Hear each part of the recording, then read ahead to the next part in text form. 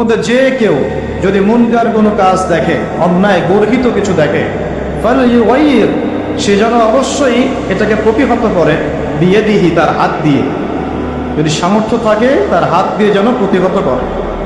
এটা আমাদের নাই, যাদের কাছে সুপ্রিম অথরিটি তাদের কাছে আছে। সে যদি তার দায়িত্ব পালন না করে আল্লাহ পাক তাকে ধরবেন।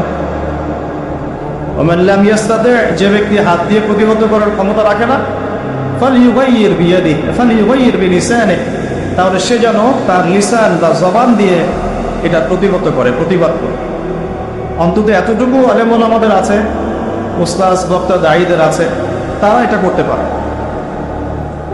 3, ওয়াইন লাম ইয়াস্তাতি', যদি কেউ মুখ দিয়েও প্রতিবাদ করতে না পারে, ফালইয়ুগাইয়ির বিকলবি, অথবা সে যেন মনে মনে এটাকে ঘৃণা করে। ওয়াযালিকা আযআফু মিনাল ঈমান, এটা হচ্ছে ঈমানের সবচেয়ে নিচু স্তর, এর নিচে ঈমানের কোনো স্তর বাকি নাই।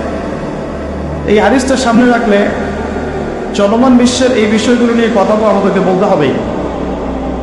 ব্যক্তিগত জীবন থেকে শুরু করে বৈশ্বিক জীবন পর্যন্ত যে অরাজকতাগুলো চলছে, এগুলোকে তো ফাইন্ড আউট করে আপনার সামনে উপস্থাপন করতে হবে।